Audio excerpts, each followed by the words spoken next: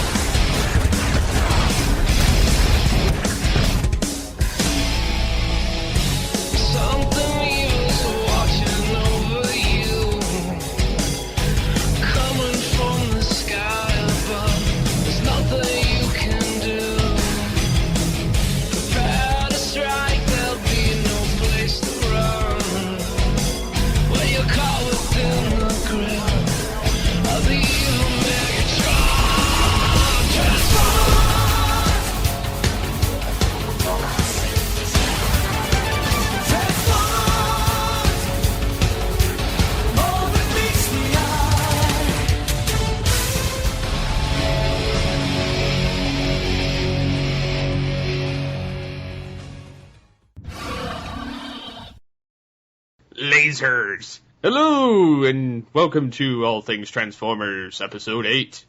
I'm your host, Steve Megatron Phillips, and joining me this week is... TFG and Mike, hello. Hello, and also joining us this week is... Optimus Solo. Yes. So what's up, guys? I think he was trying for a thunderous voice there.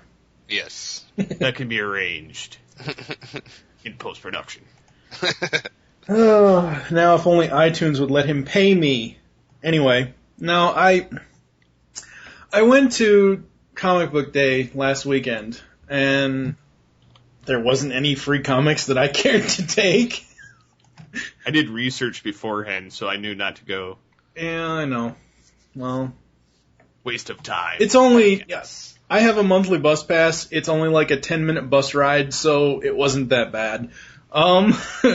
But I went there and I started looking through some of their other stuff, and I noticed that they had Green Lantern toys. I'm like, oh, okay, so let's see what else. And they have the toys like up on a really, really high pegboard wall type thing. And I looked around. First thing I saw, Generations Thundercracker. I mean, this is a comic book shop that can't be... It has to be at least 500 square feet, if that. I mean, it's not a tiny store, but it's not a huge, it's not like something like Comic Book World or, something that's really mainstream chain type of thing. And I'm like, okay, wow, what the hell is Generations Thundercracker doing here, blah, blah, blah, blah. And I kept looking, I found Cup, I found Scourge. Nice. So I got all three of those, and I sent Thundercracker to Kevin because I know he wanted him. Yes. My Seeker collection is now complete.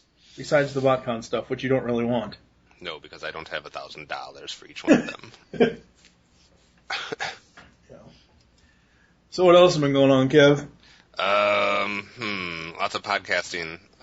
Telecast stuff coming up out the wazoo, and a lot of stuff over behind the voice actors getting ready to be done. Lots of cool things. I don't know why I'm talking like this. I don't know why you're talking like that either. More things. What about you, Steve? What's going on with you? I'm still waiting for particular people from Dark Glass to get their frickin' emails back to me. Which, certain cast members have said, yeah, I've got the script, I'm working on it. Some of them I haven't heard back from, so I'm going to give them a little while longer. Probably before he unleashes hell. Yes, before June, and if I don't hear anything back from particular people, I'm going to recast them from their backups. Nice. And, yes, so that is one thing that's kind of irritating. The other thing is, well, I don't have anything irritating per se. It's more so my job sucks. But anyways, yeah, so I get to go on vacation. Yes. And I get to catch up on all the podcasts we've released this week. I haven't even listened. I think I've listened to ATTF from last week, and that's about it. I haven't really had time. I've been too busy getting pissed off at work. You got lots of goodness to listen to. Yes, I do, and I won't be driving, so I'll be able to pay attention. That's good. Yes. So I think we'll jump into the news before we go into a train wreck, like what almost happened last week. It happens. It does, sometimes. Sometimes. So, yes, we'll jump into the Transformers Dark of the Moon news. In it, cool news, got to watch 30 minutes of the film, and there's some good things and some bad things. We'll start with the horrible thing. Michael Bay lied to us, damn it. Well, you Which gotta shouldn't be figure no he's gonna do that. surprise. Skids and Mudflap are in the film, but they're toned down. That's like Jar Jar Binks is still in the film, but in the background role. I wonder how toned down they actually are. I mean, whereas, Jar Jar Binks was in the first film of Star Wars and very prominent, second film a little less, and by the third film he was just kind of there. And then the fourth film, he no longer existed. Yeah. But Skids and Mudflap, in my opinion, should be removed from continuity, but that's besides the point. Dope. The other key points are, the Battle of Chicago runs for an hour. Good lord. And it's a battle. Completely. That's Michael Bay right there. Yes. Megatron is very creepy, with still part of his head missing from the final battle of Revenge of the Fallen. Excellent. He's Two-Face. That could be interesting. That could be, especially with Shockwave appearing. Yes, that's the best part. Leonard Nimoy voices Sentinel Prime to perfection, which means Galvatron, anyone? I don't know. We'll be like, wait a second, are we watching the movie? The animated one? Could be. Rosie Huntington Whiteley spends a lot of time in the tightest clothes imaginable. She has a role in the film and is reckoned to be better than Megan Fox, perhaps because she has an active role. I could care less. Yeah, I don't care about the humans. I don't care about the eye candy. As far as Sam's parents, they're barely in the film. Boo. Which, that's to be expected. And the only funny humans. Yes, and the civilians die in large numbers during the Chicago battle. Excellent. Murder. Destruction. So, what do you think about that? Seems like it's going to be pretty good from what I've seen from the footage. And I actually know I know major spoilers. Like, I know exactly what happens, so I'm not going to reveal that on air. Know? So, but how would you even know? Huh? You wouldn't know. Yes, I would. Yeah, the Skids and Mudflap thing. No, Skid. No, that's not what I'm talking about. I'm not talking about Skids and Mudflap. I'm talking about I know exactly how the movie ends. How would you know? I just know. Trust me. No, you don't. How do you know that's not just fake stuff that he's let out? All I'm saying is Michael Bay has been known to. Michael Bay has been known to lie and to put out false propaganda. It's not coming from Michael Bay. But anyway, moving on. Do you actually know someone that's seen the movie? Moving on. What do you think of the spoilers, Kevin? Well, I haven't watched any footage whatsoever. I haven't watched a single preview really, except for the one that they showed at the Super Bowl preview because I don't like being spoiled. But as for like the stuff that Steve was saying, like, it doesn't surprise me that there's a long ass battle. It could be good, could be too long. It just depends on how they do it. But just the fact that, I don't know, it seems like they're gonna fix a few things in this one. So, like Steve said with the humans, I could care less. Eye candy, whatever. But I don't know. I'm just waiting to see some of the Shockwave and Sentinel Prime and all that stuff, so it should be good. Yeah, I'm hoping that when they do, like, the innumerous amount of TV spots that they're going to eventually do advertising the film, that one of them is we hear the voice of Shockwave and we hear Nimoy's Sentinel Prime at some point. Yeah. That stuff will be cool. Hopefully the long battle is not as shitty as the hour-long running scene in Revenge of the Fallen. Yeah. Yeah, that's what I'm saying. It scares me that there's an hour-long battle scene unless they've really done it right, because I'm not a big, let's just watch action for an hour type guy. I like some plot and some story and some dialogue. But since when have we gone to any of these Transformers films for plot, story, and dialogue? Let's face it, we go to see the robots get blown up. I don't know. I don't care. I don't want it to be a pod race. Well, no, Michael Bay is not George Lucas. I'm just saying. He's a close second, but he's not George Lucas. But I will continue to avoid previews until it actually comes out in theaters. Moving on, the score and soundtrack are officially on the website. Nice. They're online, and unfortunately Linkin Park's song is in there. And, yes, you can listen to different parts of the album / score. I am fine with the score. The soundtrack, I don't care at this point. Yep. As revealed last week. Yeah. Yeah, the soundtrack, I could care less. The score, it depends on how the score fits into the movie. Like, I mean, Steve Jablonsky has done a great job with the two previous films with the scoring of the music, but it just depends on how it fits in with the movie. So I actually have to, like, sometimes before I hear a score, I have to see how the music fits into the movie, and then I'm like, oh, well, I want that, so then there's this. Yeah, I'm never a big person on scores and soundtracks to movies. Like, I'll like it maybe when I see the movie, and I'll be like, oh, the music was cool for that, but I'm not usually one to go search that stuff out and, like, have it on my iTunes or something.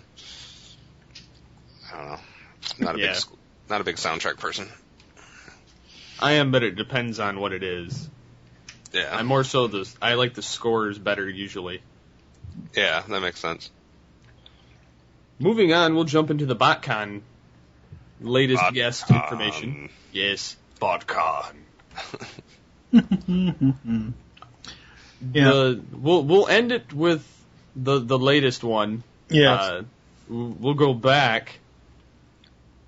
And I think we said Flint Dille was going to be there last week. I think we said that.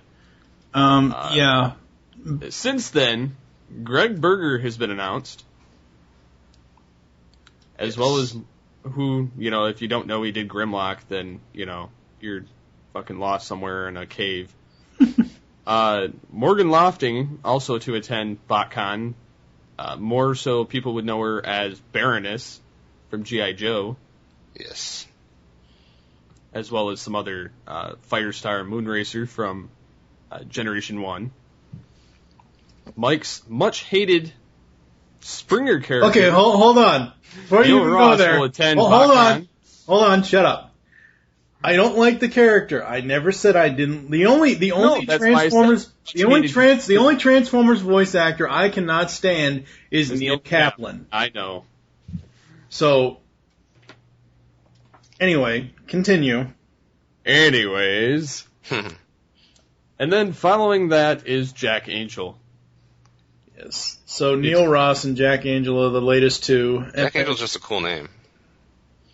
But he's got some of the better characters, though. I mean, if you look at him. Yeah, I just love the name, Jack Angel.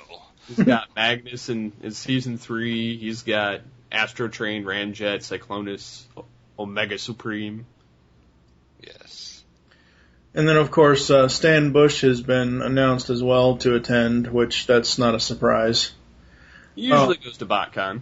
Yeah. Well, the last 2 or 3 years he has, because 2009 was in Pasadena, last year was in Florida, and this year it's back in Pasadena. Stan goes between California and Florida all the time because he's originally from Florida, so. With the announcement of Stan being at BotCon this year, I just so happen to be... I normally don't scroll down through the TweetDeck news feeds and stuff that I have on my Twitter, but I was removing some people, so I went down and Javier Fuentes tried to retweet TFW, and he made a snide remark about Stan Bush, and he's like, oh, well, Stan Bush going to BotCon, I guess he's got to pay his mortgage.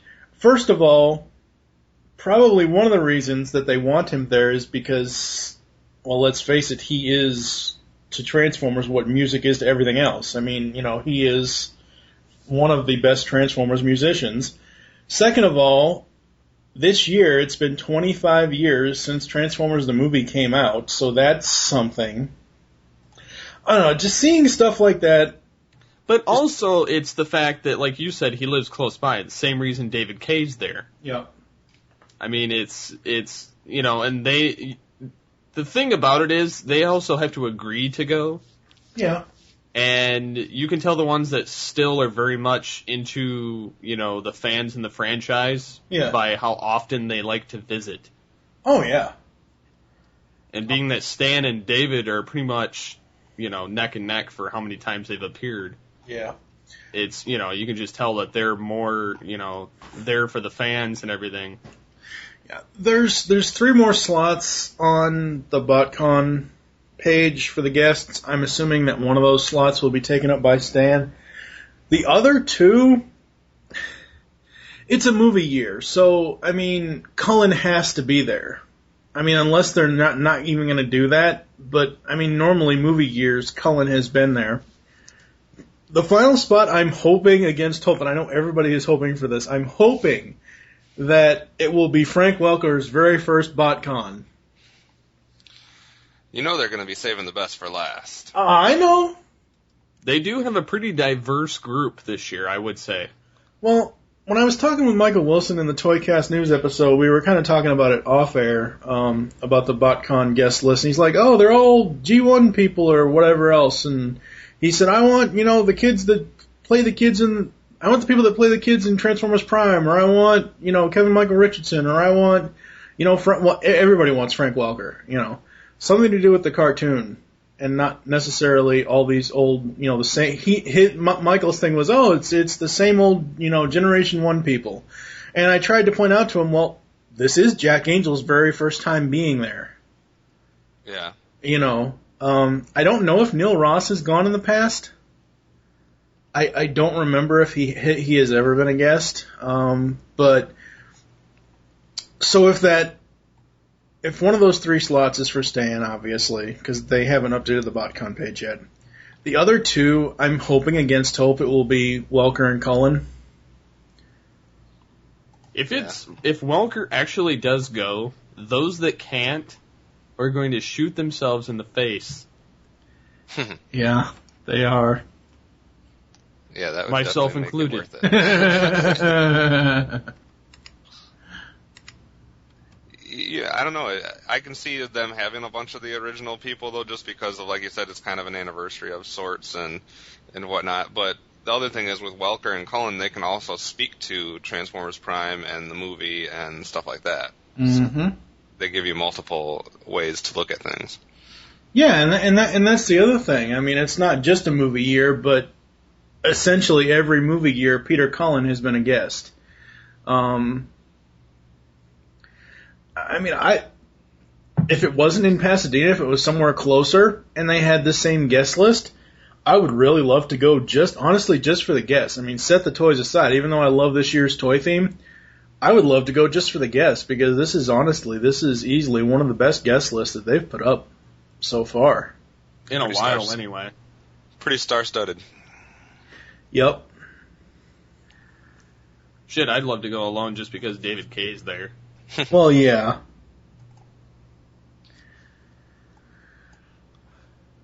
But anyways, I don't think we have any more news, per se. BotCon. Other than, I wish I was going to BotCon just for some of these guests alone. Yeah. Yeah. But anyways, we will be right back after this. we're going to turn Cybertron into a giant mud pit. The Beast Unleashed podcast.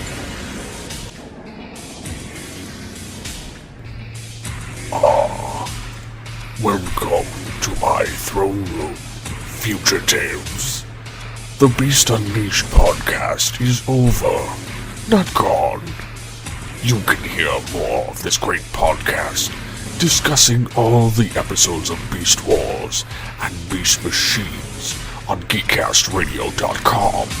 We include voice actor and writer interviews with stellar hosting by Steve, Mike, and Michael. Head on over to iTunes or the net, or else I will send you my vehicles to extract your spark and destroy you. Yes.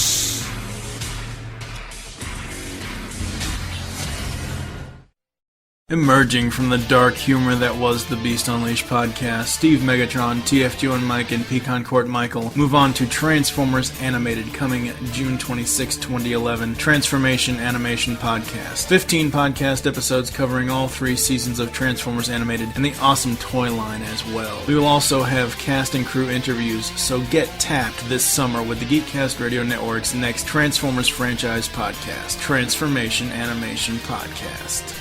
Decepticons, transform and rise up. Hey guys, it's Optimus Solo from Geekcast Radio Network's The Telecast, coming to you with an important message about our Listener's Choice episode. That's right, for the first time in Geekcast Radio Network history, we are giving you, the listener, a chance to choose the topic in one of our shows. This is how you can cast your vote for what the topic should be. Head on over to GeekCastRadio.com and click on the Telecast tab at the top of the page. Once there, you can find our complete Season 1 schedule with all 35 episodes. Please look this over, because we would hate for you to cast your vote for a show that is already on our schedule. Once you've done this, just scroll to the section titled Listener's Choice and click on the Comments button. All that's left for you to do now is to cast your vote through a comment. For example, you might say, "Hey, I see that Nick Arcade is not in your Season 1 lineup, so I'd like to cast a vote for Nick Arcade to be the Listener's Choice episode." It's that simple, so please go cast your vote for your favorite show and stay tuned for episode 34 to see which show becomes our very first Listener's Choice. That does it for now. This has been Optimus Solo from The Telecast. Nickelodeon's Figure It Out. Movie Week in Review is the Geekcast Radio Network's weekly movie podcast. Steve and Mike take a look back on their favorite films and give you their thoughts. They also bring in co-hosts at times. If you are a movie buff, listen to M-Wire, only on GeekCastRadio.com. You are listening to All Things Transformers. Maximals, maximize.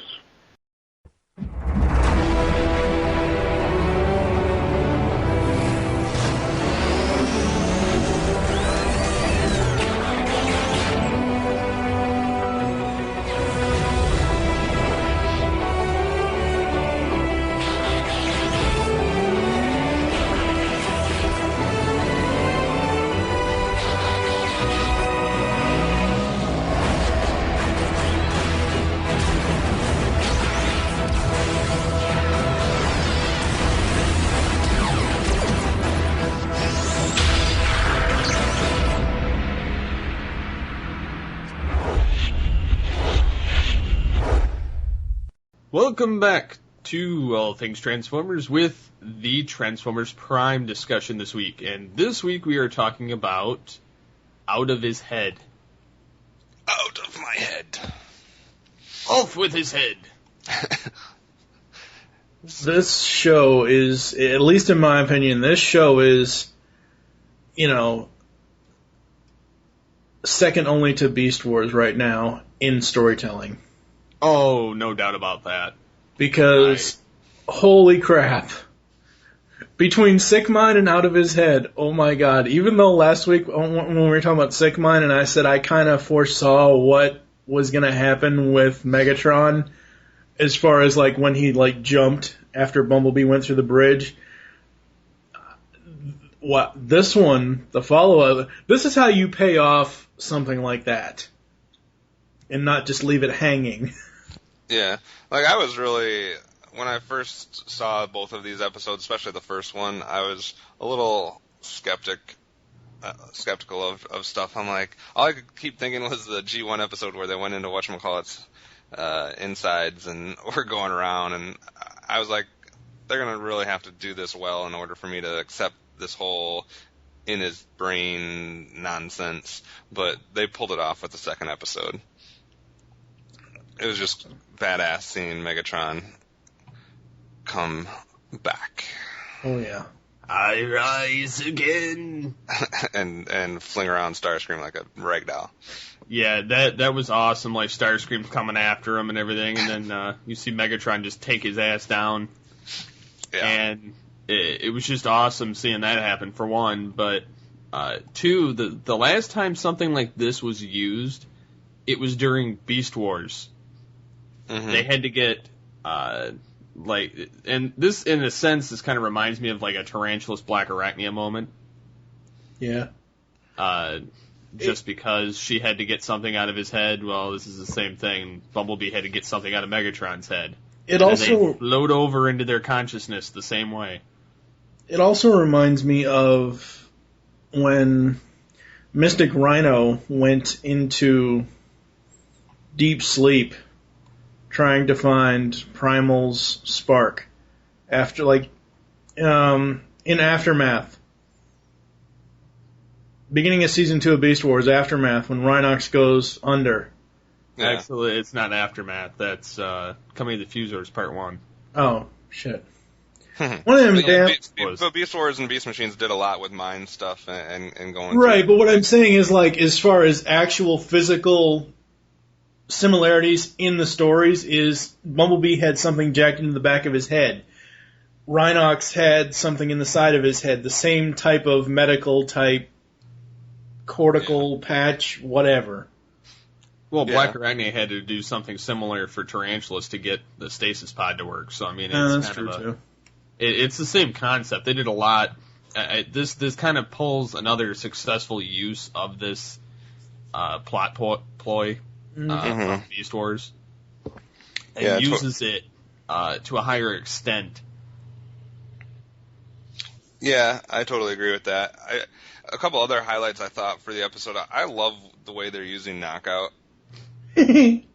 I love, at the beginning, that he's just kind of in the corner listening to Starscream be stupid, and, he's very sneaky and just, always in the background. It's almost like Soundwave, where Soundwave always hears stuff, although Soundwave has been, MIA for a while.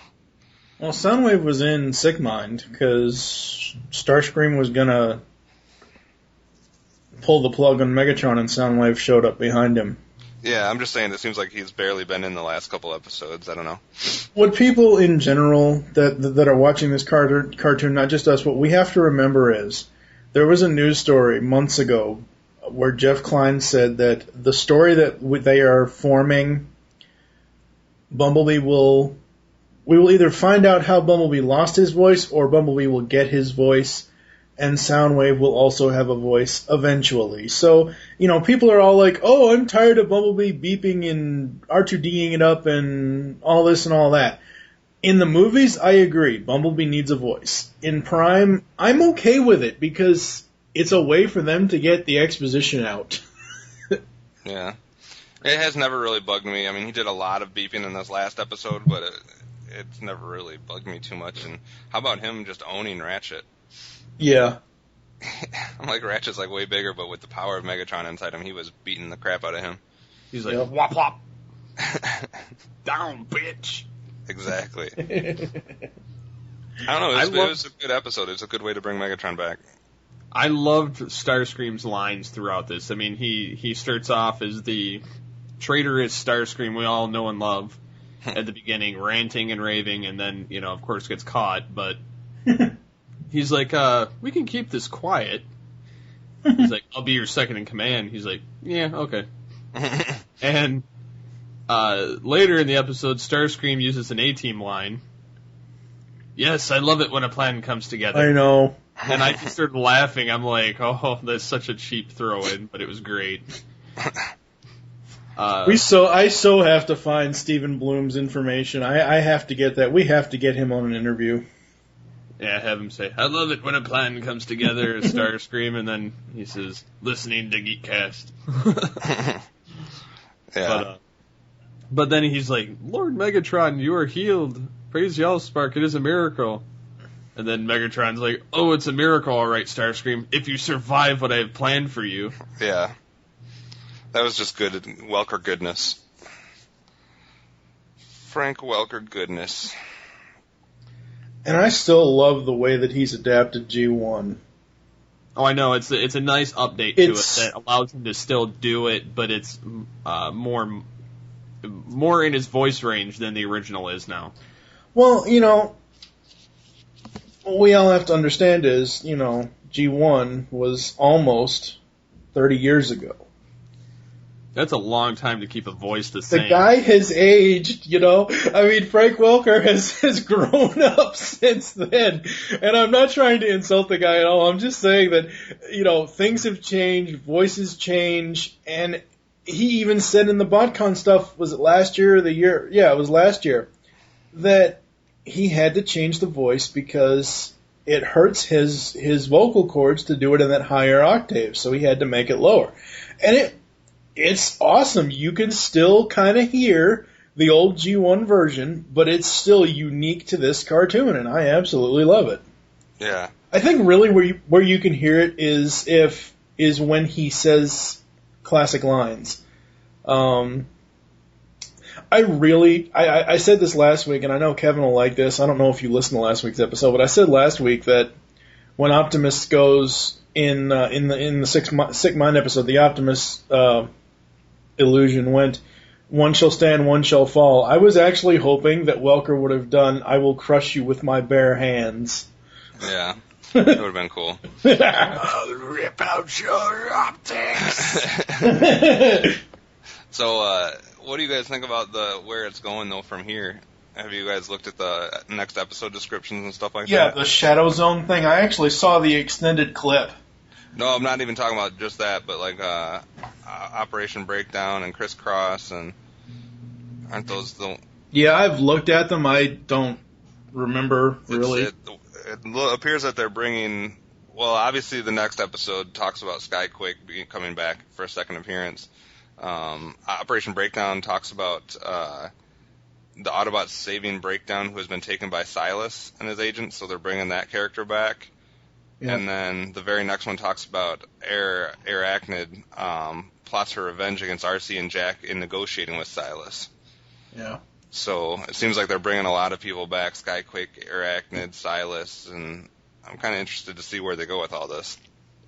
I'm interested to see how, whether he put it in himself or whether, see, I don't see, like, with the preview that they showed for this week's episode, the one that's supposed to be coming out, I don't see Megatron punishing Starscream by throwing Dark Energon into him.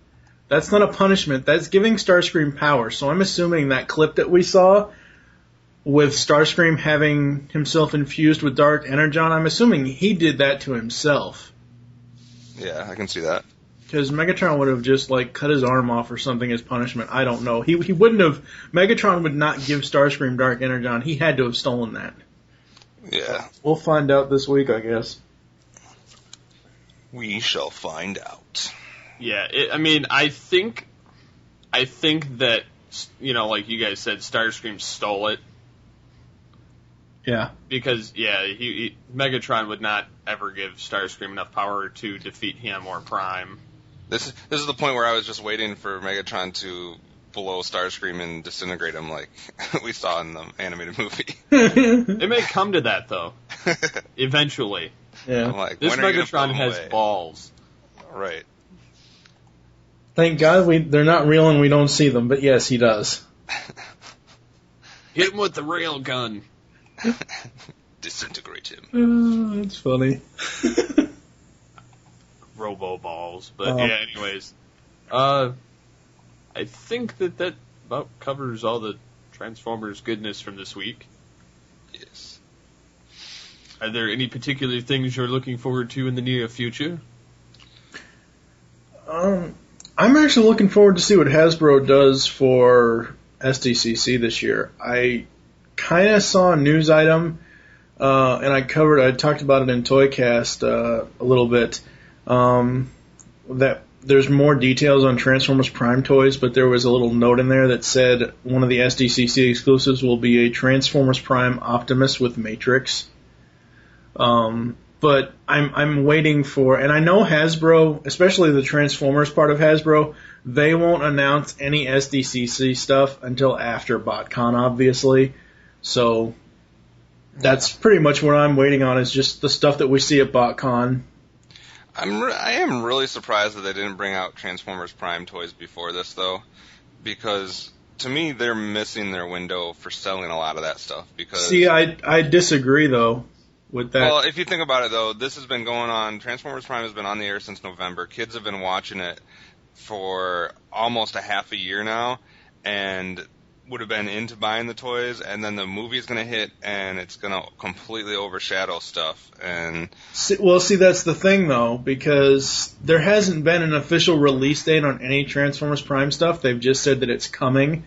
And if they had launched the toy line back in November, which back then they hadn't even said that there was going to be a toy line until afterwards, basically the way I see it is if it launched in November and went up to May, went up to like this week when the Dark of the Moon stuff is supposed to hit shelves, the Dark of the Moon stuff would just do the same thing that Revenge of the Fallen did to animated. Right, but at least they would have gotten all the sales in from the last 5 months. Well, okay, I can see that point, but what I'm hoping is that the Dark of the Moon toys don't spend, a year and a half, 2 years releasing toys like Revenge of the Fallen did, and I'm hoping that they'll move into Prime after the Dark of the Moon stuff is worn off. We're going to get Prime toys when Season 2 begins, probably.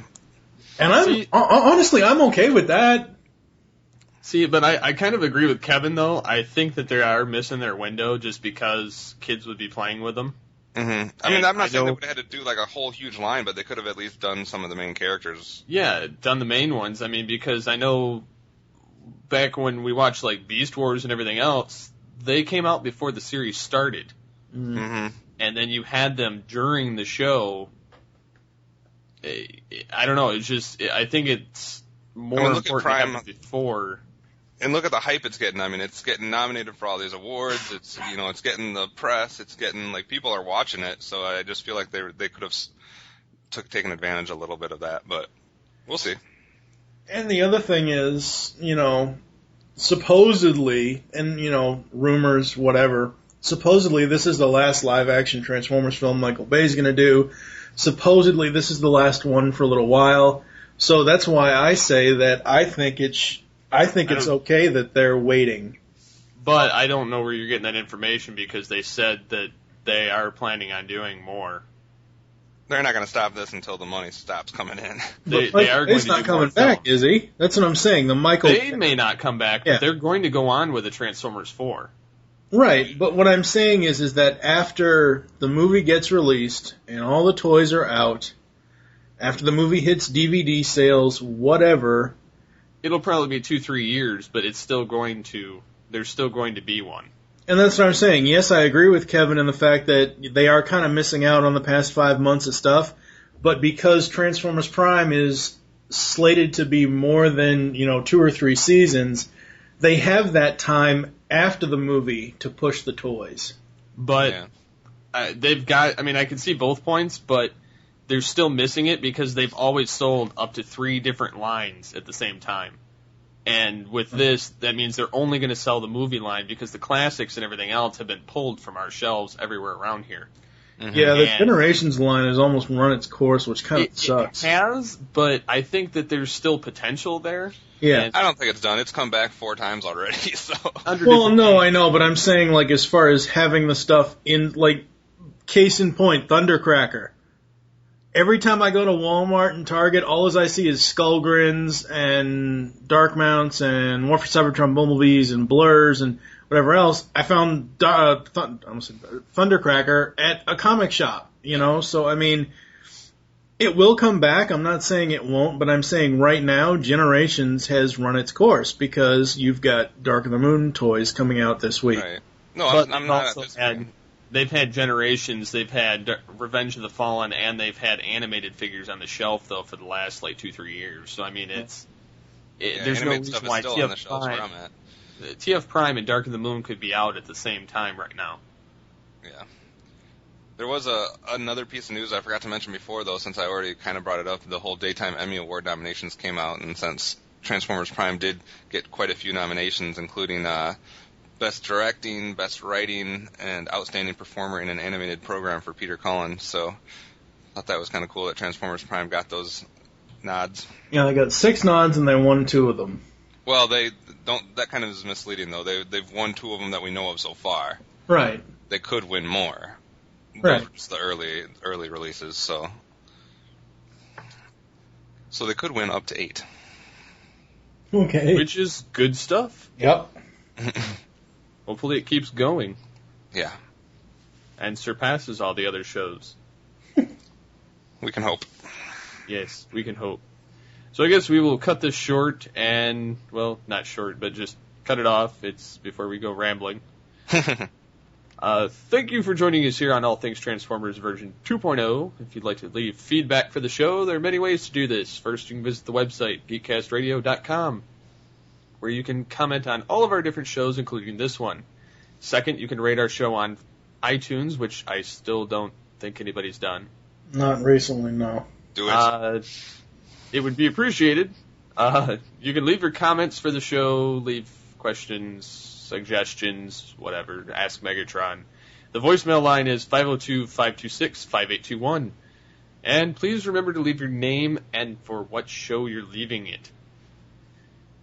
And if you want to keep up to date with us on Twitter, you can go at Geekcast Radio. You can do BW_Megatron for Ask Megatron. My Twitter is SCP21. And what are your guys's? Mine is just Optimus Solo. TFG1 Mike. Thank you for joining us, and we will see you next time.